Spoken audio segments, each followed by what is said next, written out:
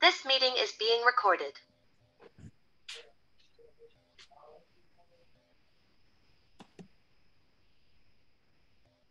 Yo sí, porque hasta ahora se pone... Ahí. Uf, está muy inestable lo tuyo, Jessica. Muy inestable. Igual voy a grabar por si acaso para tener respaldo. Mm.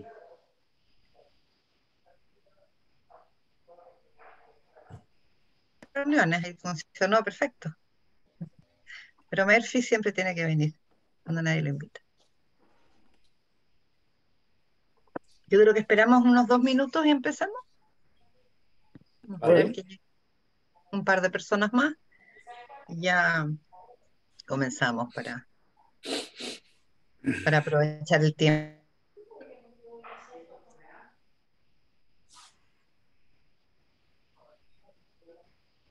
Ahí está.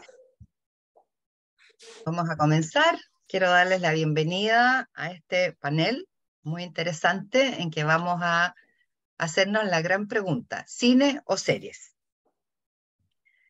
Voy a presentarles a los panelistas, todos profesionales muy destacados que hoy nos acompañan. Silvio Cayosi, cineasta, premiado internacionalmente, muy reconocido, director, productor, guionista de películas como Julio comienza en julio, Coronación, Cachimba y De pronto al amanecer, su última producción. Alfredo Caminos, argentino, doctor en comunicaciones, analista de guión, con una vasta experiencia en docencia en universidades argentinas, chilenas y españolas. Jaime Córdoba, periodista, magíster en comunicación, director del Festival de Cine Recobrada de Valparaíso, docente universitario en historia del cine, lenguaje cinematográfico e historia del arte, que recientemente hizo un tremendo hallazgo que fue la primera animación hecha en Chile, que se estrenó al año 1921 y que se centraba en la asunción de Arturo Alessandri Palma como presidente. Felipe Briones, comunicador audiovisual, magíster en guión, docente universitario. Desde el año 2014 ha trabajado en el área dramática de Mega y fue co-guionista de la serie Isabel. Lo más importante, exalumno nuestro del magíster de guión. ¿Qué tienen en común todos los panelistas? Todos ellos son profesores del Diplomado de Escritura Audiovisual que dictamos desde el año pasado en la Finisterra y que tiene como objetivo que los alumnos puedan escribir un guión de largometraje, de ficción o documental. Para ello cuentan con talleres de escritura, con cursos teóricos de apoyo que les entregan las herramientas teóricas para poder alcanzar el objetivo y además con una tutoría personalizada en los últimos 3 meses que los acompaña hasta finalizar su proceso de escritura. Terminada esta franja comercial, les quiero dar la bienvenida a todos. Espero que disfruten el momento y vamos a dar paso a las preguntas que nos hemos planteado. Silvio, ¿cine o series? A ver, ahí tengo un problema de partida, porque yo diría cine y series, no cine o series, porque en el fondo son dos elementos que van en paralelo, los dos tienen cinematografía, entonces es complementario, ¿no? Cine y serie son lo mismo, pero transmitidos de manera distinta, etcétera, ¿no? Entonces, a ver, pero para hablar un poquito de mi experiencia, ¿no? ¿Qué diferencias habría entre las dos artes audiovisuales? Yo creo que hay una diferencia, fíjate, que va desde la creación misma, estoy hablando desde el punto de vista artístico, de la creación artística. Hay diferencia desde el minuto que el director o el guionista está pensando en un guión. Si está pensando en un guión para el cine de pantalla grande, etcétera, o la serie que habitualmente se ve en pantallitas chicas, ¿no? Entonces, desde el inicio ya estamos pensando en que esto está hecho para pantalla grande o pantalla chica. Y eso altera la manera de filmar y de narrar, incluso a nivel de guión, ¿no? Entonces, ya desde el inicio hay diferencias. Con esto no estoy diciendo que uno sea mejor que la otra, ¿no? pero estoy diciendo de que el que crea la historia, el argumento, los personajes, ya está en su mente viendo en pantalla muy grande o en pantalla muy chica. Alguien podría decir, bueno, ¿cuál es la diferencia? La pantalla grande, la pantalla chica, el cine.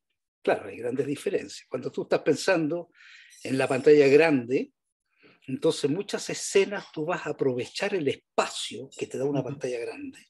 Vas a acentuar, por ejemplo, la soledad de un personaje en una pantalla enorme, en un espacio enorme. Pero si estás pensando en la pantalla chica, ese espacio no puede ser tan grande, por una razón muy simple. La mayoría de los espectadores ni siquiera van a ver al personaje. Va a ser tan chico el personaje en esa pantalla que no lo van a ver. Entonces, tú tienes que pensar cómo dar ese mismo espacio, esa misma soledad en una pantalla chica.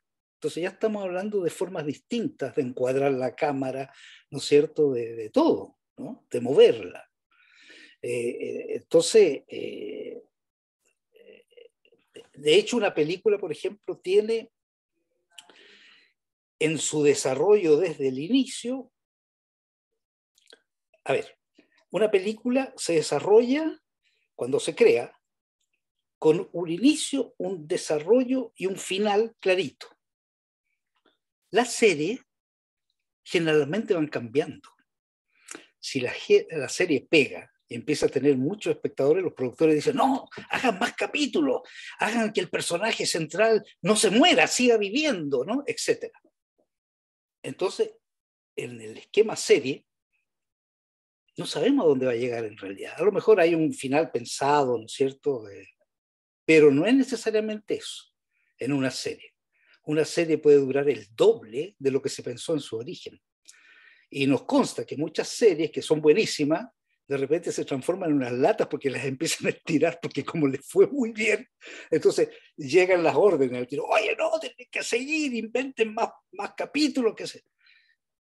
Cuando se crea un largometraje, no es así, obviamente. Un largometraje está clarísimo, el inicio, el desarrollo y el final. Y eso muchas veces le da mucho más contundencia y fuerza a un largometraje bueno, porque está armadito en su todo, ¿no? Es como una, digamos, una sinfonía que tiene todo su desarrollo, inicio, grave y gran final, ¿verdad? Y no una cosa que se va estirando según, o se acorta. Lo contrario, pero para la serie le va mal, entonces dice, oiga, que el personaje central muera lo antes posible, y lo matan. ¿Ah? Bueno, y cambian los equipos de guionistas también muchas veces Por de supuesto. temporada Oye, en no, temporada. hay que darle más acción a esta cuestión y ponen guionistas que son más especializados en la acción, ¿no es cierto?, que en el diálogo, etc. Entonces, en ese sentido, hay diferencias fuertes en su creación, ¿ya?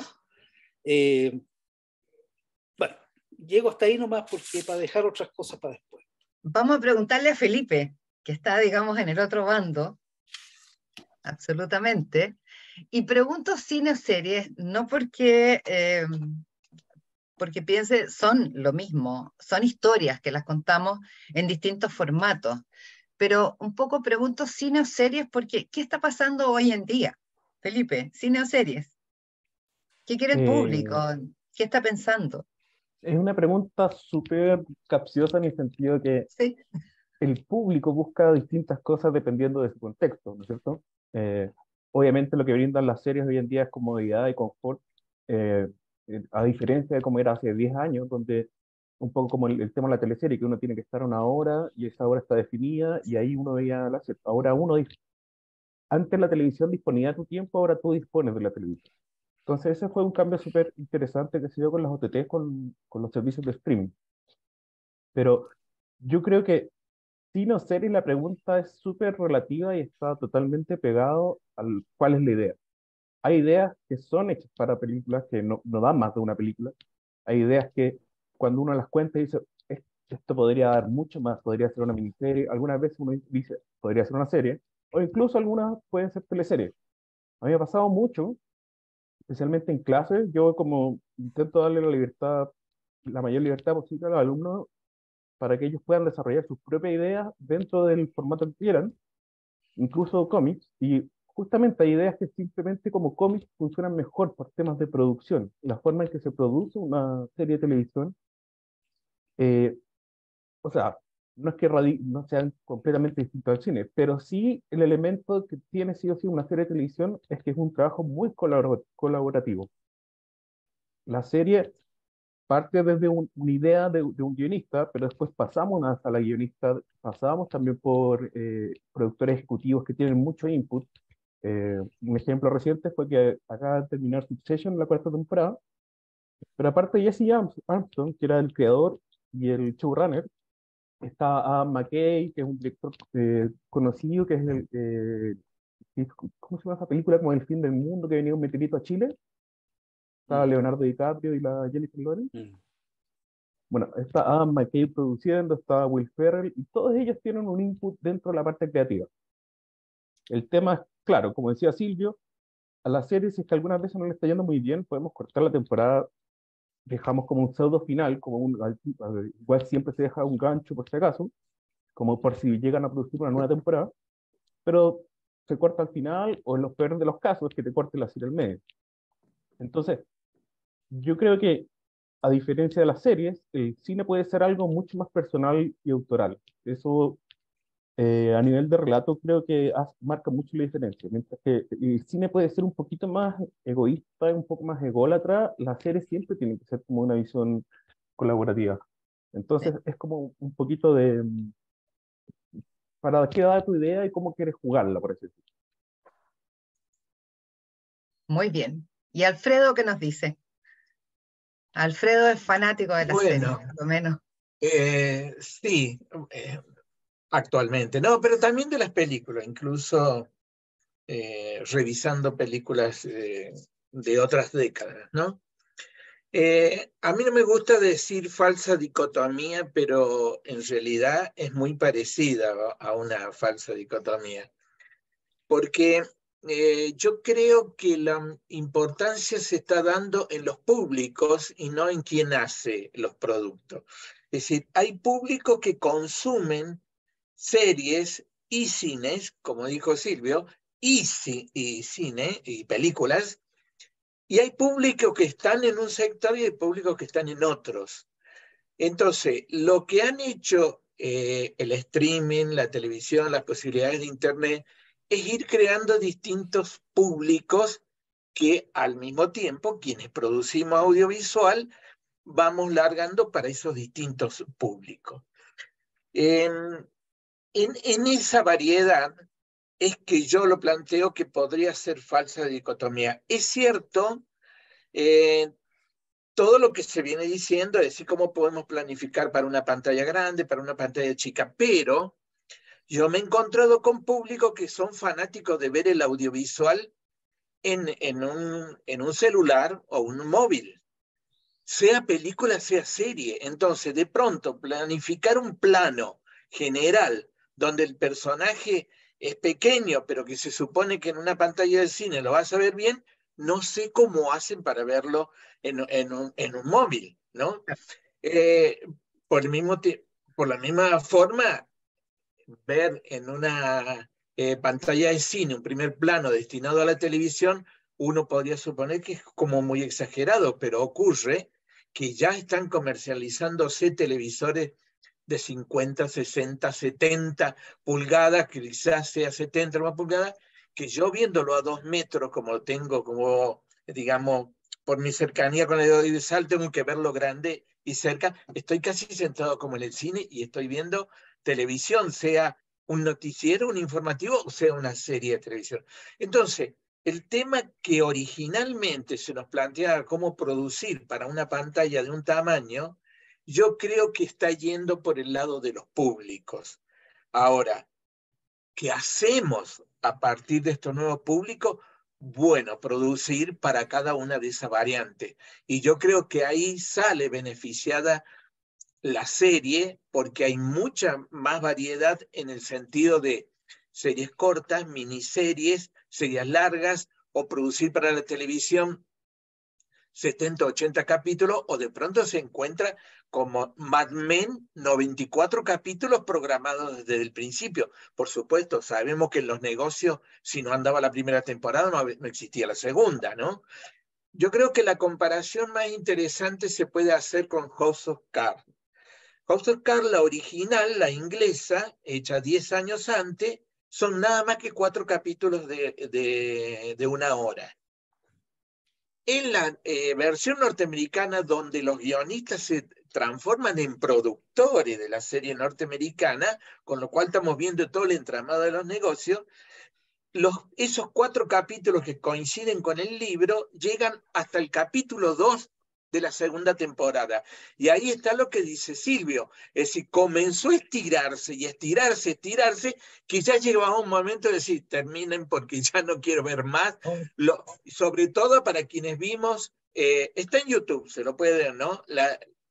House of Cards BBC, que así se llama, que en 4 capítulos uno disfruta lo mismo. Entonces, pero hay públicos que en esa cercanía con los personajes de House of Cards querían más y seguían más.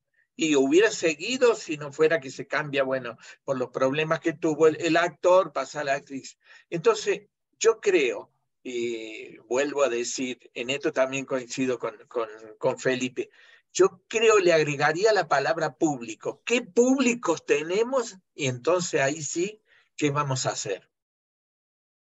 Hay más para hablar, pero podemos dejar para otras preguntas. Y Jaime, ¿qué nos va a decir? Confío en ti, Jaime. Gracias. Mi corazón está con el cine y con la historia del cine. Desde ahí quizás puedo intentar esbozar alguna respuesta. De partida, habría que distinguir entre serie y serial, ¿no? Son conceptos que con el paso del tiempo se han olvidado, pero quizás valdría la pena refrescarlo un poco, porque la serial es lo que vemos hoy día en televisión, es decir, una historia larga con personajes que se van desarrollando de capítulo en capítulo y se desarrolla la historia. Y la serie vendría siendo un conjunto de historias que tienen su inicio, su desarrollo y su final, y que pueden contener a los mismos personajes. Estoy pensando en la serie de James Bond, la serie de Tarzán, por ejemplo. Son historias unitarias, incluso las películas de Harry Potter, ¿no? Son historias unitarias que tú puedes verlas de forma independiente. Exacto. Y eso no va a afectar el desarrollo. Y la serie, y la serial, vendría siendo esta historia, como te decía, que termina en un punto dramático de la narrativa y que se continúa en el capítulo siguiente. Ahora, no han sido tributarias de la televisión, vienen justamente del cine. Y sabemos que ya desde 1911, Gaumont y Pathé, que son las dos grandes empresas cinematográficas francesas, comienzan esta carrera generando los primeros seriales con el personaje de Nick Winter o Nick Carter, detectives, ¿no? Que en cada capítulo de 10 o 30 minutos, el serial americano era más corto, duraba 15 o 20 minutos, o Los vampiros, una serial de 1915, con capítulos de 40 minutos y a veces 1 hora, desarrollaba una parte de esa historia. Ahora, ¿por qué nacen estas técnicas dentro del cine en la década del 10? Primero, porque las películas comerciales, los films narrativos, estaban pensados para durar 30 minutos, 40 minutos a lo máximo. Y los temas para esa década ya se estaban agotando. Por lo tanto, con la posibilidad de un serial, los guionistas tenían posibilidad de alargar estas historias, ser más extensos y adaptar la técnica de la novela de largo aliento y desarrollarla en varios capítulos. Y lo que vemos hoy día, también recapitulando y tomando en cuenta lo que dice Alfredo, Silvio y Felipe, es que mi gran temor es que el lenguaje cinematográfico haya perdido su poder, su identidad, en pos de un lenguaje televisivo tendiente a llenar una pantalla pequeña. O sea, yo no podría ver nunca Lawrence de Arabia en un celular.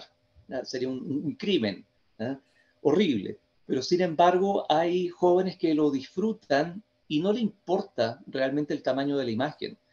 Es esa desidia de las jóvenes generaciones que están estudiando audiovisual o están estudiando cine, el hecho de que no les importe el tema técnico, narrativo, el encuadre, el tamaño de la imagen, lo que ellos quieren es contar una historia, conmover, emocionar, llegar, ¿cierto?, al corazón de las personas y también cautivarlos para que esa persona sea un público que esté presente en el desarrollo de cada proyecto audiovisual. Y también llego hasta ahí nomás. Muy bien. Cuando uno conversa con la gente en general, con los amigos, con los conocidos, con los colegas del trabajo, sin pensar en gente que esté ligada al audiovisual, pareciera que hay muchísimo más público para series que para películas. Cuando la gente habla de lo que hay en plataformas y la gente hace recomendaciones, habitualmente la recomendación es de una serie. A mí me pasa mucho que si voy a una comida, estoy en un almuerzo, oye, ¿qué serie me recomiendas? Nadie me pregunta qué película me recomiendas. En general la serie. Y mi pregunta es, ¿a qué se debe eso? ¿Es porque la serie nos permite desarrollar conflictos mucho más complejos? ¿Es porque la serie nos permite amarrarnos al personaje y seguirlo por mucho tiempo? ¿Cuál es ese gran atractivo que tiene la serie? Porque si pensamos en el público general, yo no he visto estadísticas precisas, pero les aseguro que las series ganan por paliza en una encuesta, digamos, general. Silvio, sigamos el mismo orden para que... Ya. No, respecto a tu pregunta, yo creo que es sencillamente que cuando al público le gustan ciertos personajes, se identifican con determinados personajes, quieren seguir al infinito con eso, mientras sienten pasión por eso. Y en ese sentido, claro, la serie, ¿no es cierto?, tiene esa gracia, que puede seguir meses, años a veces con los personajes, ¿verdad?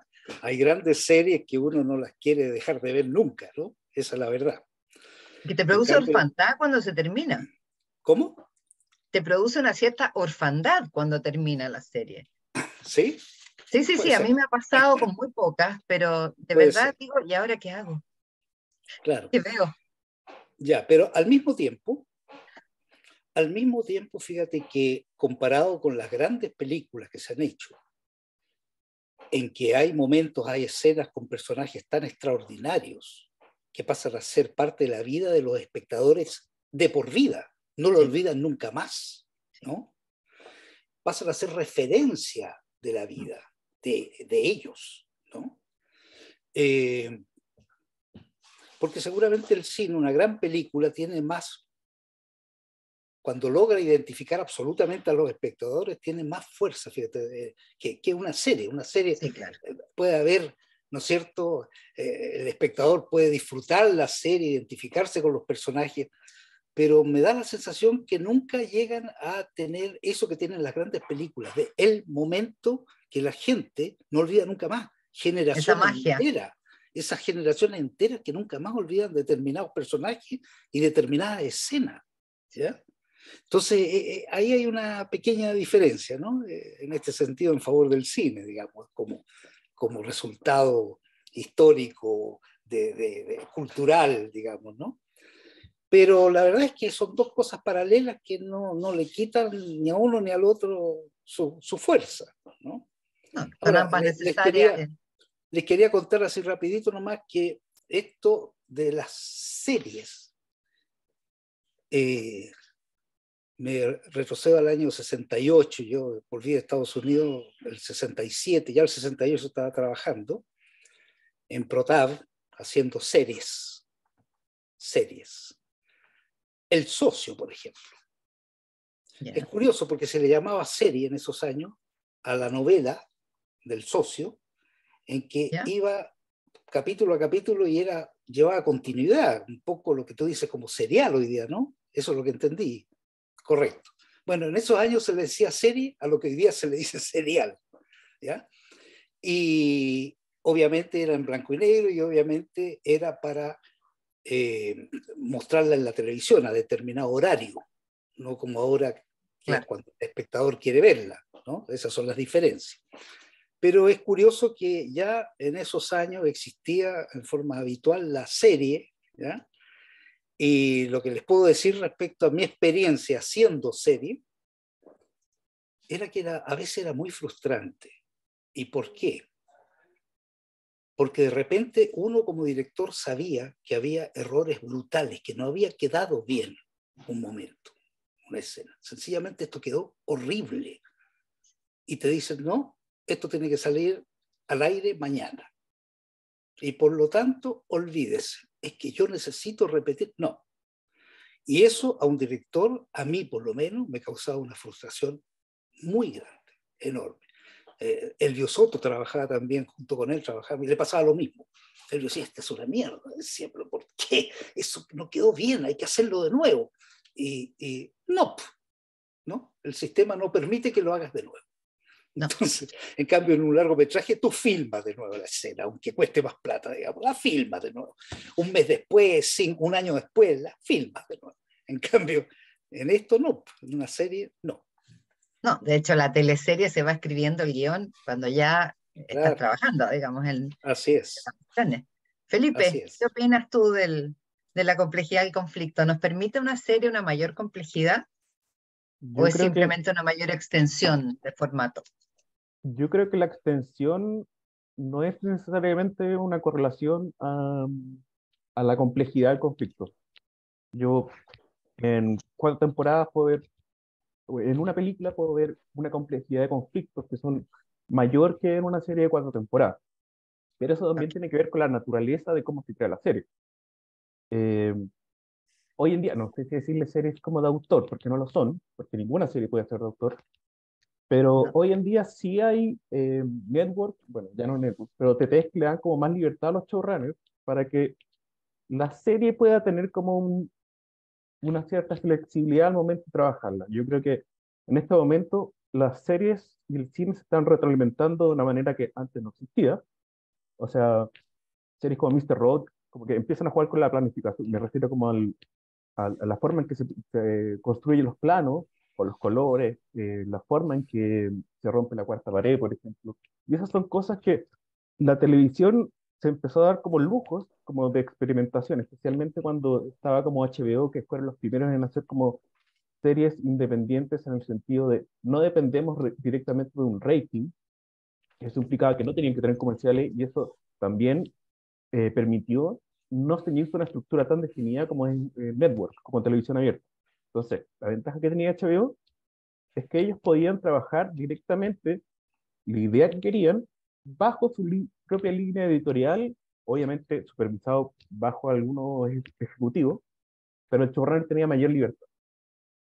Por ejemplo, si pensamos como series de los 90, 2000, hasta Doctor House, por ejemplo, las últimas temporadas llegaron a tener 6 actos, pero los 6 actos en verdad eran 3 actos que los convertían un poco solamente para llegar a ganchos, para llegar a los comerciales.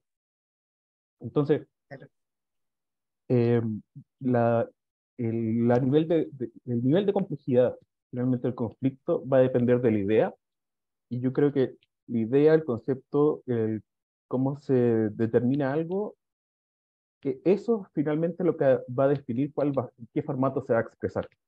Yo por lo menos creo que es como un poco como un río en ese sentido, como la idea fluye a través de algo, se habla de dónde pertenece esta idea. Va a ser una serie, y si yo tengo material suficiente hay muchas series que deberían haber sido una película. Yo, por ejemplo, todos me ven por esto, pero Stranger Things para mí era una película larga, una trilogía, no sé. Pero es una serie que está muy de moda porque también tiene otros elementos que agarra, que es como esta porno nostalgia de empezar como a tomar elementos de los 80 y empezar a incluirlo. Entonces, no solamente cuenta la historia de los niños, donde ellos pueden empatizar directamente con un público infantil, joven, también con los adultos a través de esas referencias. Y eso como que cuando a mí me hablan de esta serie, hablan mucho de la referencia a las películas de los 80 y los 90. Como que tiene que ver con ese elemento nostálgico que provoca la serie. Y eso es algo inteligente a nivel comercial, por lo menos te digo. Pero eso, yo creo que la complejidad del conflicto no está ceñida a un formato, sino que a la idea en sí. Perfecto. Para ti la extensión, digamos, no afecta. ¿Y Alfredo, qué opinas? Bueno, seguiría en la línea de Felipe. Quisiera decir dos cosas y hacer una aclaración. A ver, yo creo que hay que hablar de personajes y subtramas, pero antes quisiera agregar a lo último que dijo Silvio, que hay ejemplos de producciones, realizaciones, guionado, que son diferentes.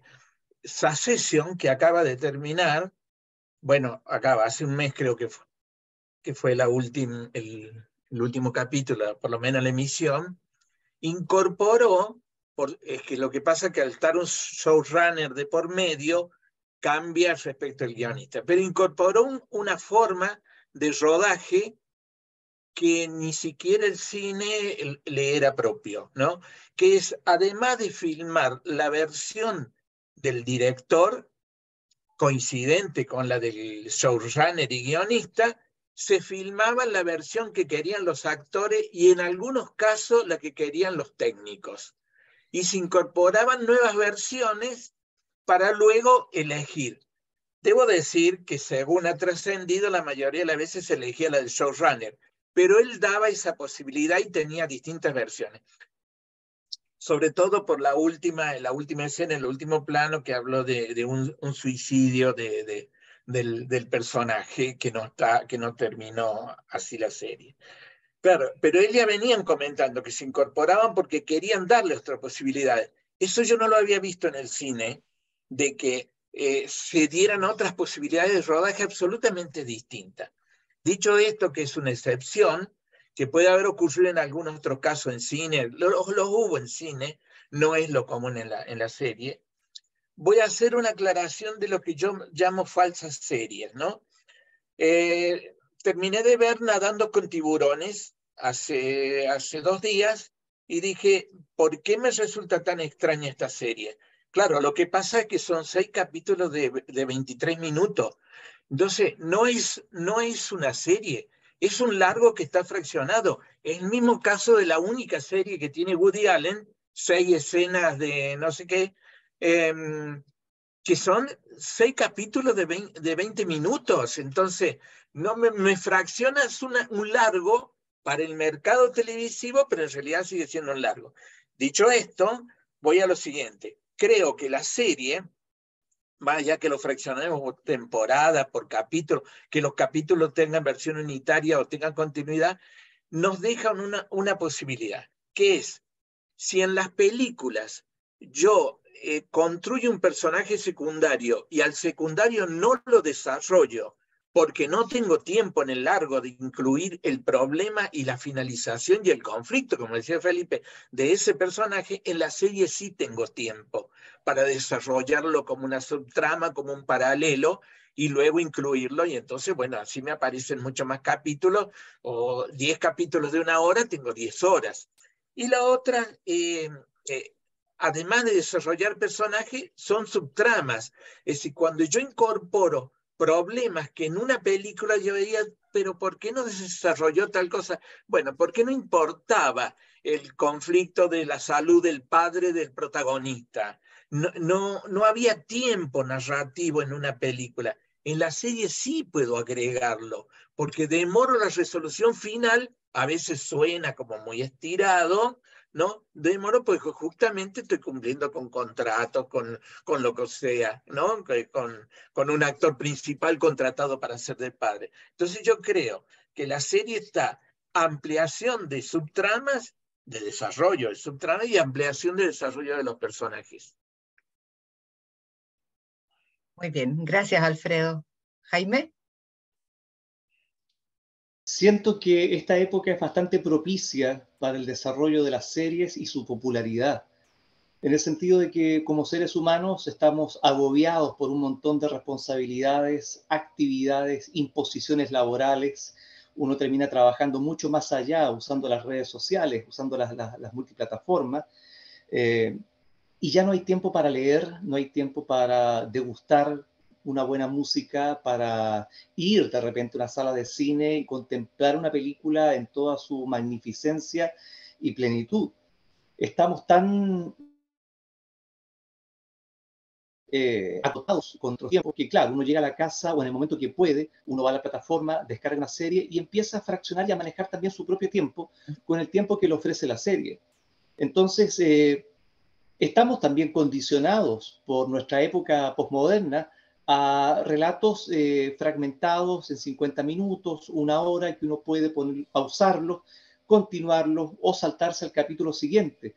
La decisión finalmente la toma el espectador, ¿no? Él es el juez supremo y él decide lo que le gusta, lo que no le gusta o cómo verlo.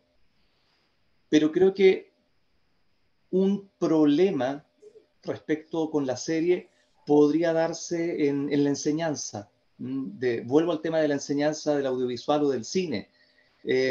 Todos los alumnos que tenemos son fanáticos de las series y casi tampoco ven películas, ven series. Pero ¿qué va a pasar con ellos cuando les toque ser guionistas o cuando les toque dirigir un largometraje? El problema de contar una historia en un marco de 50 minutos o una hora se va convirtiendo en costumbre y se pierden otras habilidades para poder desarrollar también un relato para la pantalla grande. Estoy pensando en Christophe Zanussi, por ejemplo, una serie hipotética que hubiese sido dirigida por él, ¿no? Como la película El año del sol quieto, habría sido muy difícil, densa de seguir en el formato de serie. Pero él siempre sabe contar muy bien, en una duración acotada, estas historias humanas y estos conflictos humanos. Siento que se ha potenciado mucho la serie. Por favor, no lo digo con ningún sesgo de menosprecio, no estoy mal mirando la serie ni nada por el estilo. No, todo lo contrario. Hablo desde la base de que se está fomentando el guión para series y también la capacidad de contar historia, la capacidad narrativa, de observación o desarrollo de personajes. Siento que no iría a la par en un estudiante que tiene esta costumbre de un relato acotado para poder llevarlo a un largometraje. Y lo vuelvo a dejar hasta ahí nomás. Estoy contigo en el tema del tiempo.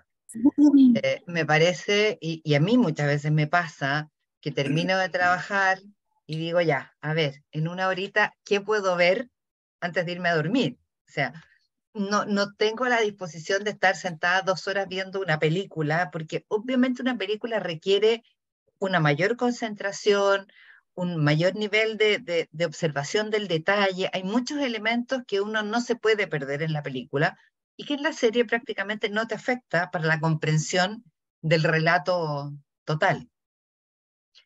Estoy de acuerdo contigo, como digo, en eso de los tiempos. Ahora, en lo que ambos han hablado, Silvia y tú han hablado del tamaño de las pantallas. Claramente la pandemia marca un antes y un después en nuestra asistencia a salas de cine. Ha bajado muchísimo la asistencia a salas de cine después de la pandemia porque la pandemia motivó un desarrollo del streaming que ni siquiera lo habíamos imaginado, porque comenzaron a aparecer más y más plataformas, además de todas las plataformas truchas que hay, que tienen todo el repertorio ordenadito de cada una de las plataformas pagadas, digamos, que la mayoría de nosotros tiene. Se inicia el cierre de puestos. Ay, perdón, alguien va en el metro. ¿Alguien puede cortar el micrófono? Alguien está en el metro. Ok. Por lo tanto, creo que hay un antes y un después, digamos, muy evidente, con muchísimo desarrollo del streaming. ¿Esto cambia la manera de hacer cine? ¿Por qué lo pregunto? Por lo que tú hablabas del tamaño del plano, Silvio, por lo que tú hablabas, Jaime, del tamaño de la pantalla, y por lo que a mí hace varios años, estoy hablando del año 2012, cuando enseñábamos, por ejemplo, a hacer series web, que eran series web pensadas para los smartphones que estaban empezando, claramente le enseñábamos a los alumnos que todo tenían que ser planos medios, que no se les ocurriera poner un plano general y que no se les ocurriera tener más de 3 personajes en el plano, porque no se veían, eran simplemente minúsculos. Hoy en día los teléfonos son más grandes y tenemos la posibilidad de ver atravesado y de verlo. Es horroroso igual, yo uso anteojos y no veo nada, pero tenemos la posibilidad de mejorar un poquito eso. Cuando empezamos a enseñar cómo hacer un guión de webserie, eso era clarísimo, no más de 3 personajes en una escena y por favor, todo en plano medio o primer plano o plano detalle, no se les ocurra ir más allá. ¿Cambia el que la gente esté viendo mayoritariamente en streaming las películas la manera de hacer cine, Silvio? A ver, estamos en medio de muchos cambios Sí. que no sabemos hasta dónde van a llegar. Exacto. Porque lo divertido de todo es que todos estos cambios de repente vuelven a cambiar, ¿ya? Exacto. A otras cosas, ¿no? Ujú. Y de repente capaz que quieran, ya están, hay algunos síntomas de volver al pasado, ¿no? Retro. Entonces, la verdad es que no sabemos para dónde vamos y estamos en una montonera de cambios. Entonces uno dice, con todos estos cambios que se van adaptando a las tecnologías y los momentos de los seres humanos, evidentemente van modificando la manera de narrar y todo eso, y uno empieza, como director te voy a hablar, a echar de menos ciertas cosas. Por ejemplo, uno empieza a echar de menos la posibilidad de estar cerca del público. O sea, antes uno como director venía a la premier, veía la reacción del público, después se metía escondida en una sala de cine cualquiera, de distintos sectores de Santiago, ¿no es cierto? El barrio alto, el barrio más mediano, qué sé yo, y uno podía ir sintiendo lo que el espectador sentía en cada escena, y uno podía darse cuenta qué pasaba con el espectador, ¿no?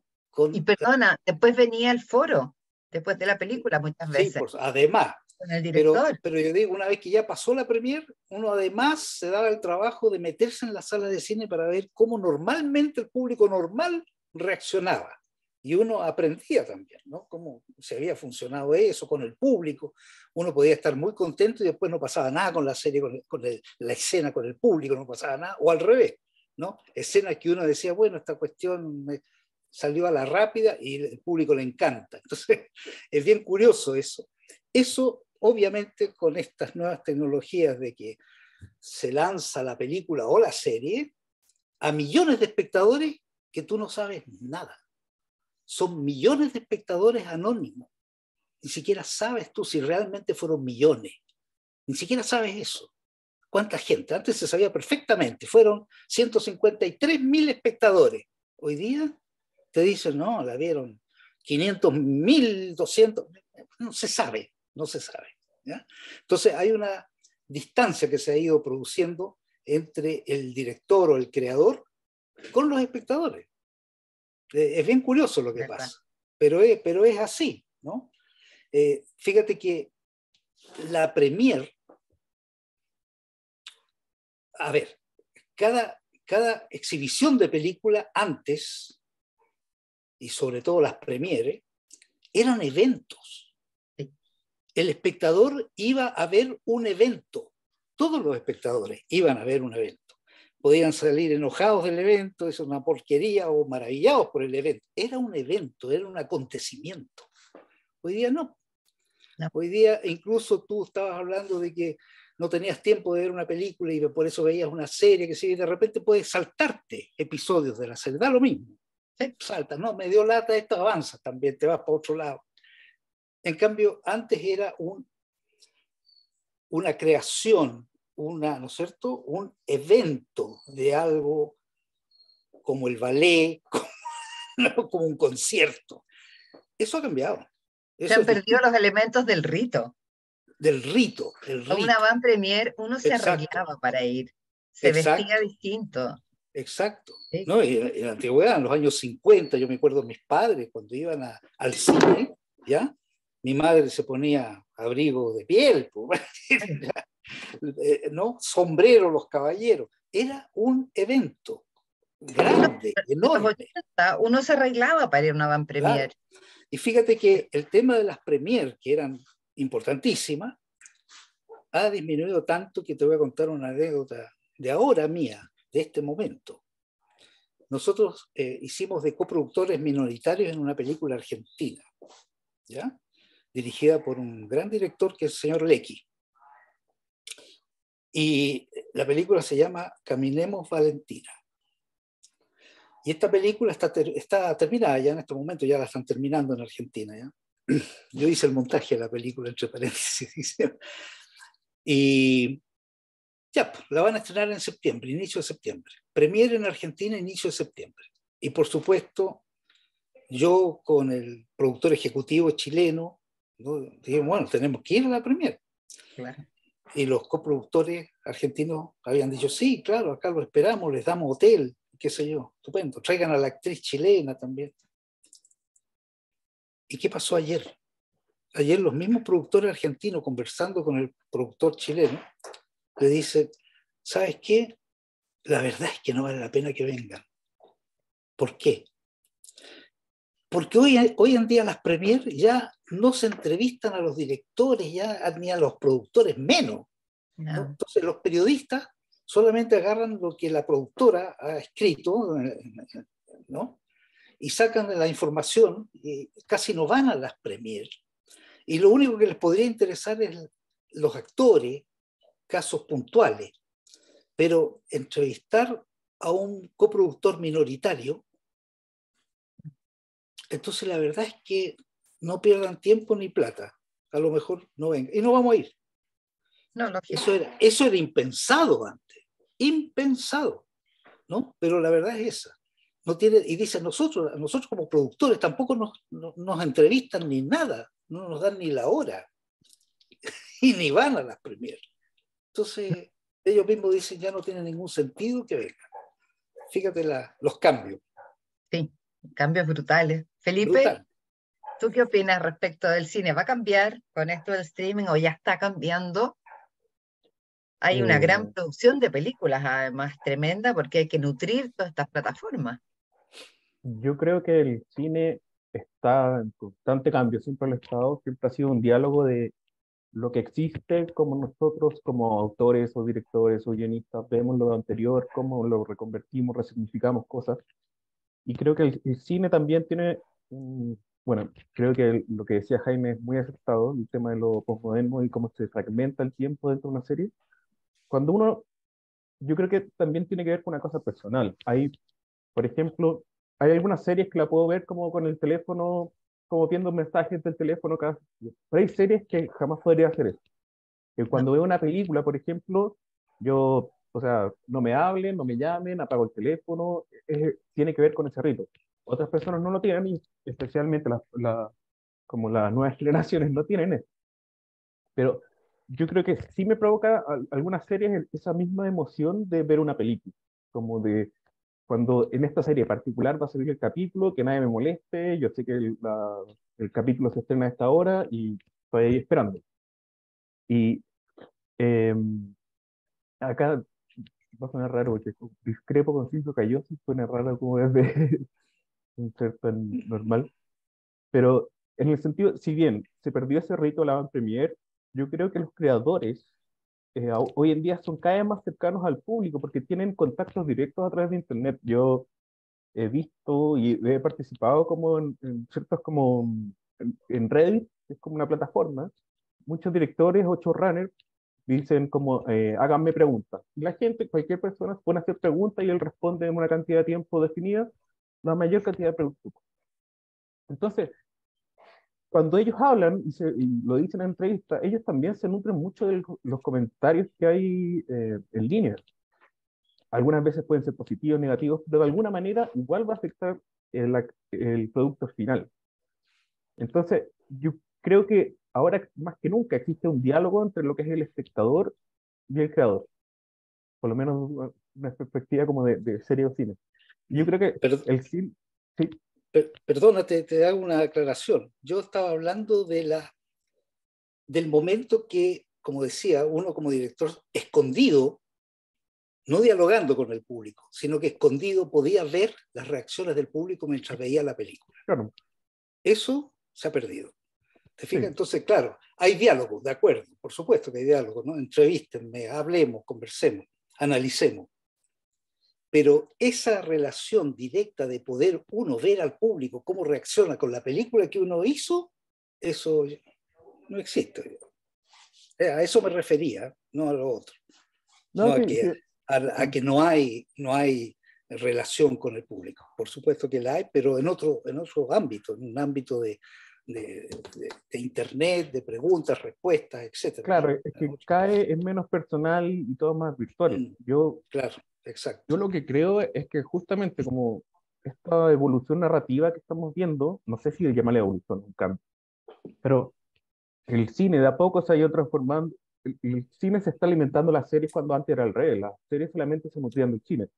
Ahora, mucha gente showrunners de series comienzan a pasar al cine y muchas veces cineastas comienzan a ser showrunners. Entonces, como que se está viendo esta cosa que es como, antes obviamente como que las series eran un arte menor en comparación al cine, y yo creo que se están equiparando cada vez más, y creo que la narrativa nunca va a dejar de existir y por lo tanto de alguna manera se va a adaptar a las nuevas tecnologías, como ahora a mí me desespera, yo no tengo muchas redes sociales por lo mismo, pero estas cosas que hacen como en 30 segundos, como de influencer, pero ellos ya están creando su propio lenguaje y están haciendo su propia micronarrativa con la tecnología que está disponible.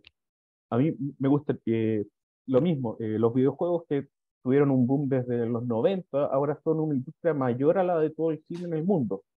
Entonces, si estamos hablando como esta cosa que va cambiando, lo que va cambiando un poco, o lo que está demandando más el público, por así decirlo, es la interacción un poco de cómo yo como espectador puedo jugar un poco más con la pantalla, ¿no? Y muchas veces lo que hacen, bueno, los videojuegos tienen muchos géneros, algunos son mucho más narrativos, otros son mucho más como experiencias, por así decirlo. Pero eso también va a evolucionar eventualmente, yo creo, con realidad aumentada, con realidad virtual. Vienen otras tecnologías que van a cambiar también la forma en que uno puede narrar y la forma en la que uno se queda inmerso en el relato. Puede ser una inmersión continua 24/7 que uno eh, aprieta un botón y está ahí, y hay toda una narrativa pasando alrededor y uno ve la forma en cómo interactuar con ella. Entonces yo creo que el cine jamás se va a dejar de nutrir, pero al mismo tiempo se van a empezar a expandir las formas en que se pueden narrar. Como ahora existe la literatura, la música, el cine y la serie, eso se va a seguir expandiendo y va a ser cada vez más sensorial. Vamos a tratar de incluir olores dentro de una sala, cosas de tacto, Y eso no me gustó. pero se está intentando hacer cada vez más. Lo sé. Gracias, Felipe. Alfredo, ¿qué opinas? ¿Va a cambiar? Bueno, voy a ¿Está unir cambiando? varias. Es que como ya habló Silvio, a tu pregunta, habló Silvio y Felipe, y yo ya tengo más cosas para agregar, ¿no? Pero tú decías al principio si la pandemia había provocado, el streaming, la pandemia, había provocado una nueva forma, un mayor consumo, el abandono de la sala de cine. Yo creo que no. A ver, en este sentido, creo que si no hubiera existido la pandemia, igual hubieran sucedido los cambios. ¿Por qué?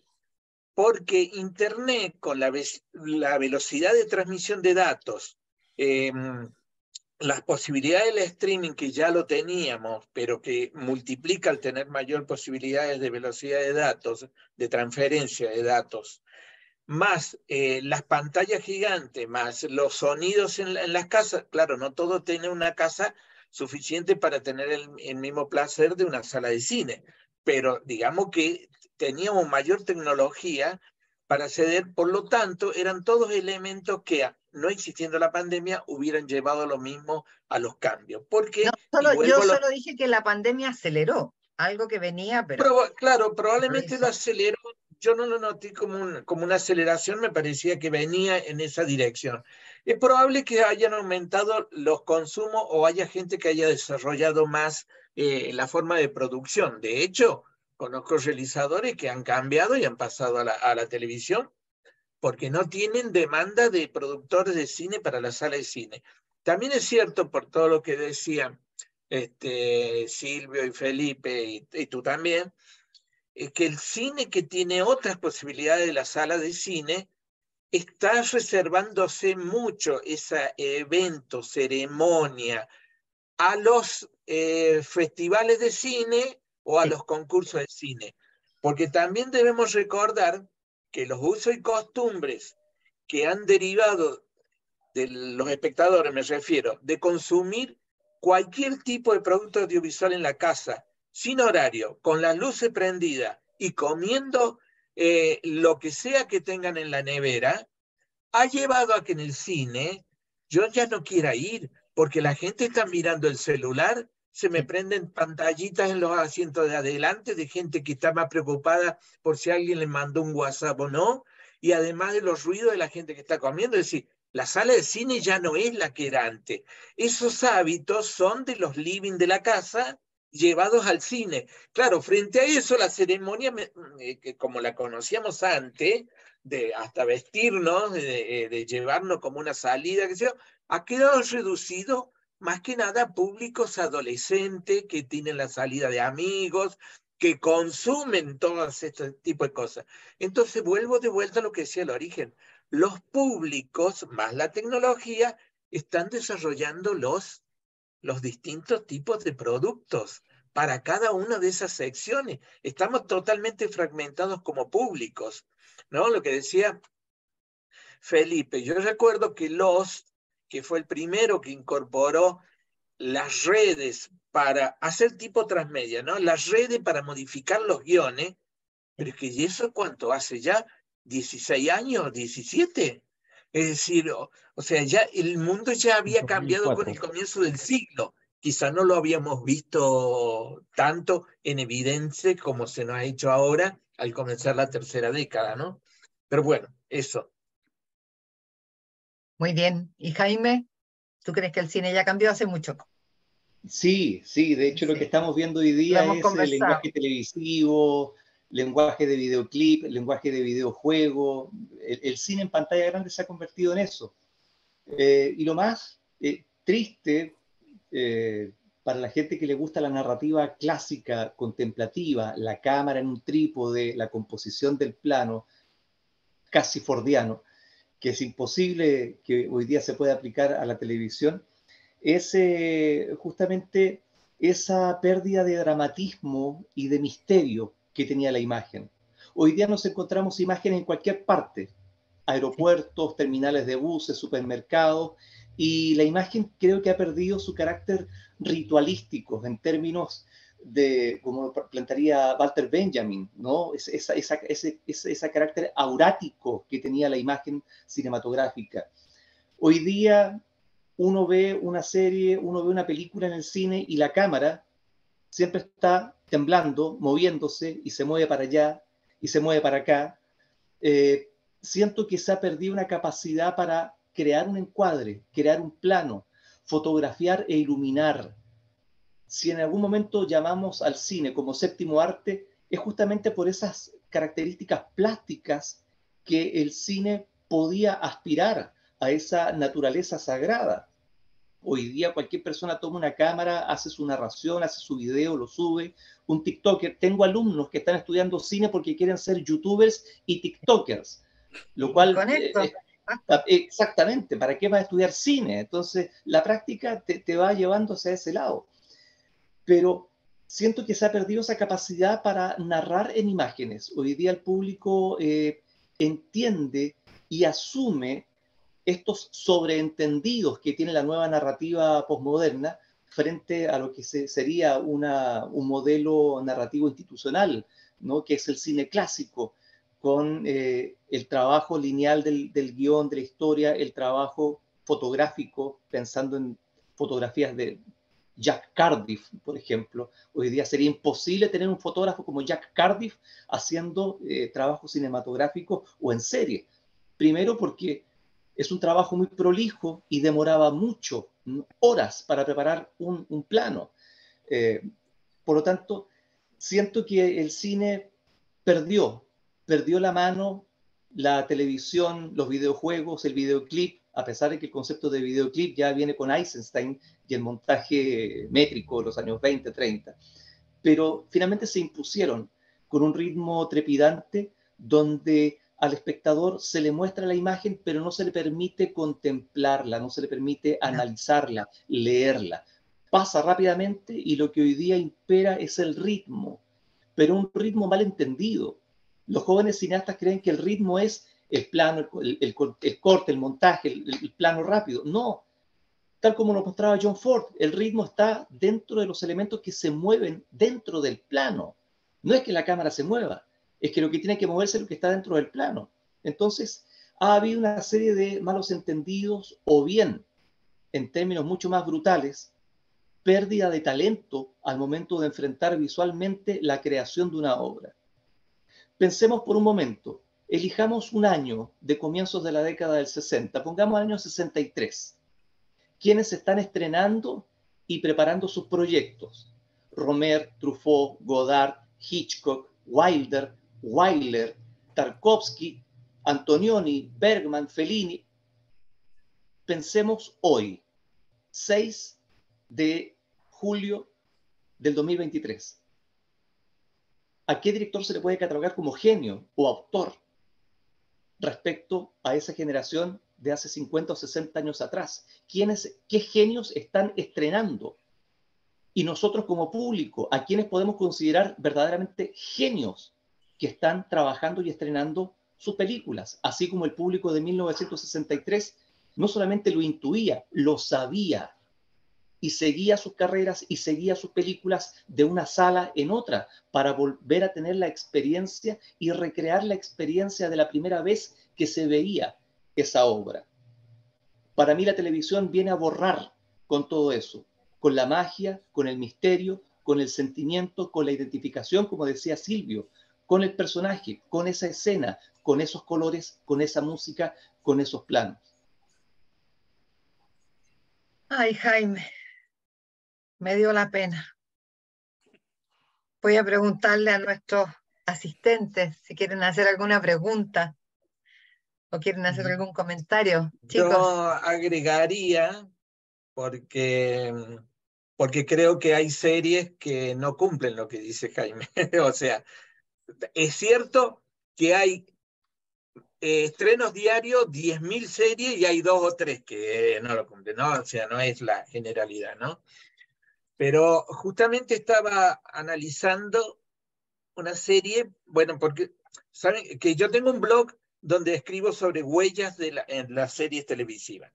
Entonces estuve viendo, para corroborar todo esto que hemos hablado, Nadando con tiburones. Claro, entonces me voy a ver los antecedentes de Nadando con tiburones y me encuentro que es una versión serie de una película del año 97, creo que es, o 94, ¿sí?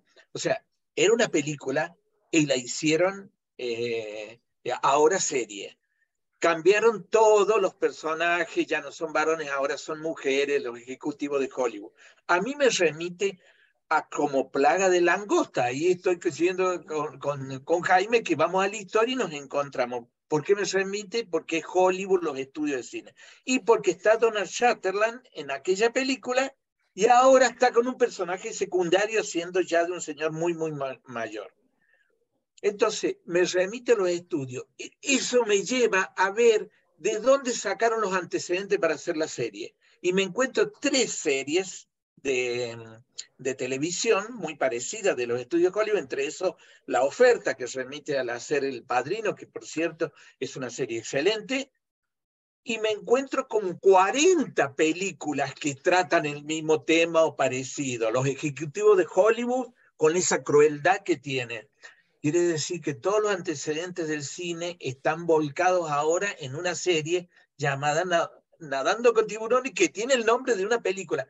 Hay más cine que serie, pero evidentemente han ido con la nueva versión a un público nuevo, que es el que prende el televisor o lo ve en un celular o no sé cómo hace. No va a la sala de cine.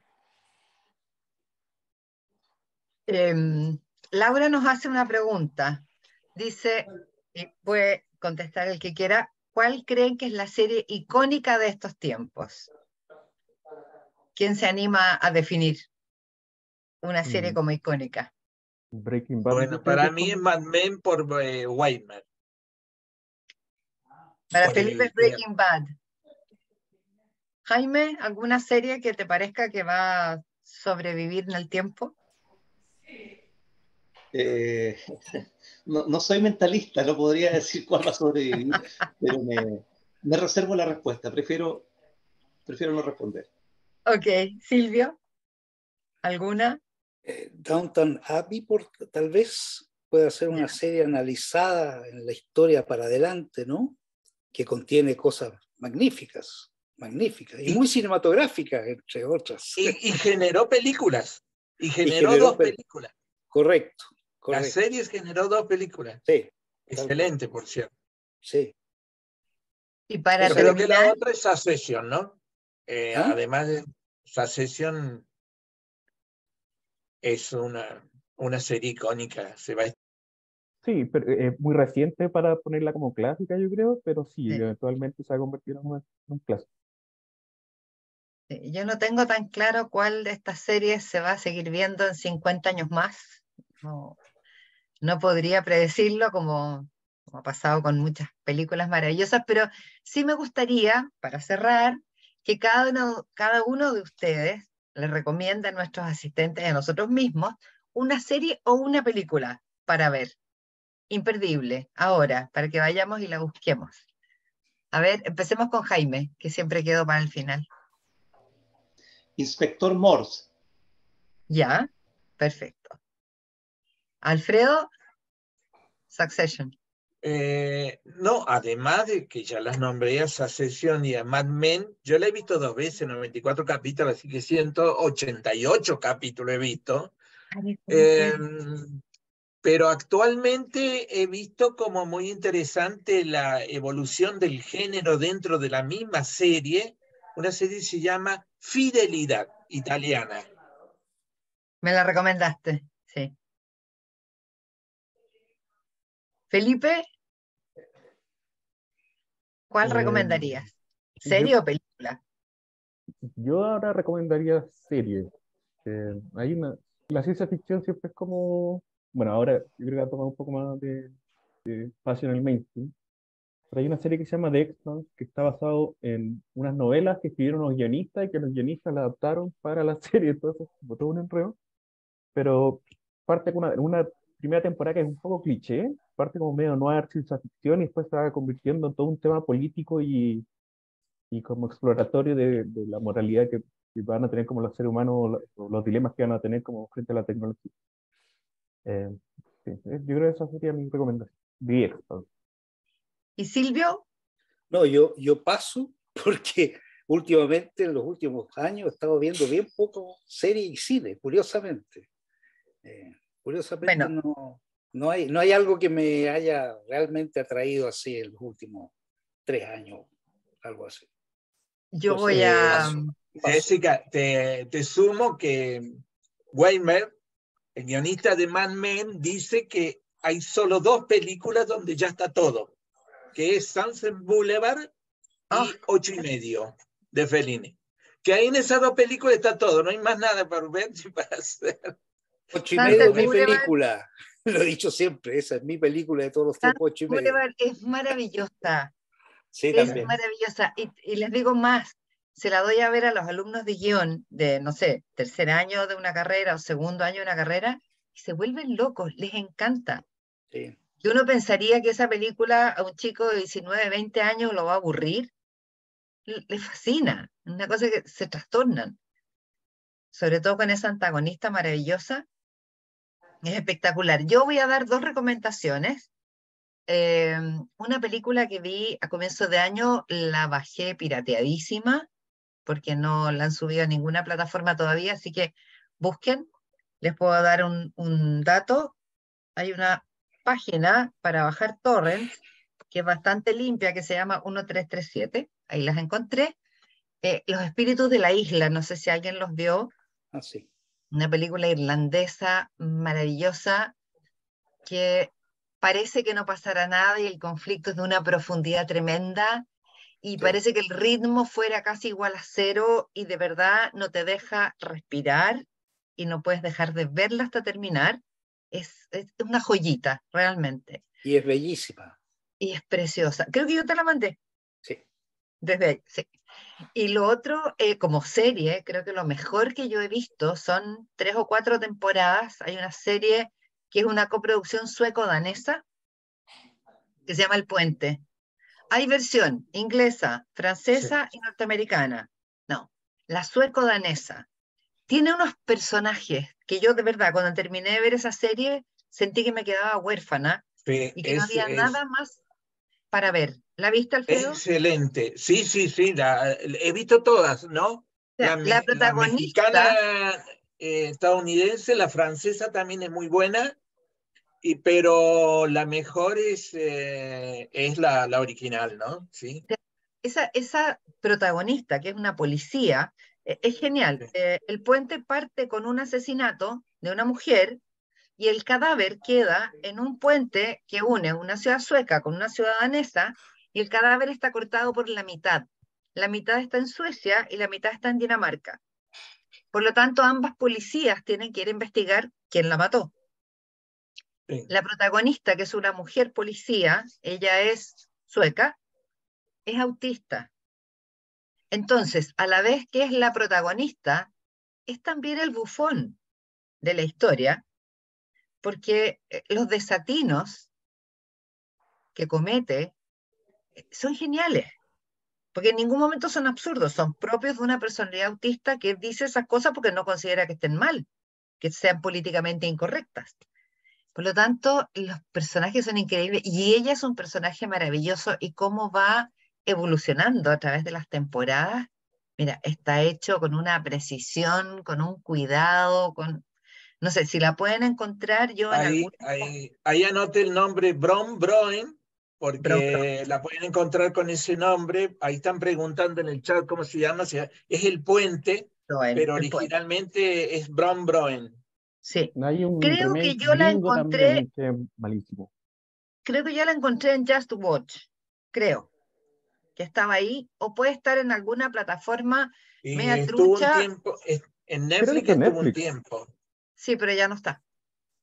Pelisflix puede que la tenga. O 1337 que tiene películas y tiene series. Pueden bajar los torrents, vienen limpios, no trae nada contaminado. Sí, Brom Otra Broen o el película, puente. sí, y otra película maravillosa que vi este año también, es Tar, la historia de la directora de orquesta, Sí. que es morir. De verdad es una belleza.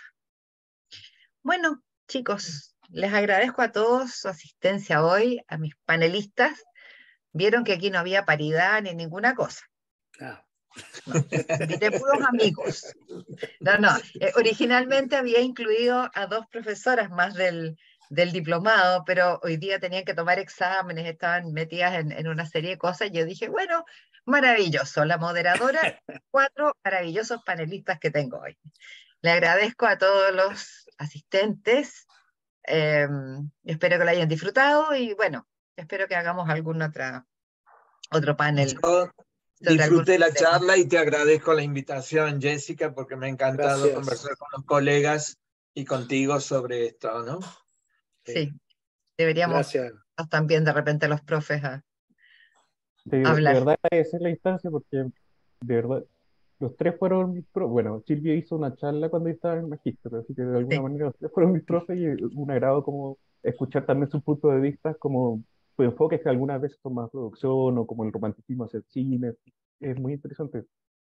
Sí, creo que son buenas instancias juntarnos a Sí. conversar. Siempre eso es muy bueno y muy enriquecedor. Vale. Bueno, y Gracias nos a estamos todos. viendo el 5 de agosto cuando empecemos nuestra nueva versión con nuevos Vale. alumnos. Bueno, A tu disposición, Muy bien. Jessica. Muchísimas Gracias, gracias Jessica. a todos. Gracias, Jessica. Nos vemos. gracias a todos. Chao, Chao. chao. Chao, que estén Gracias, bien. saludos. Chao, chao. Adiós. Chao.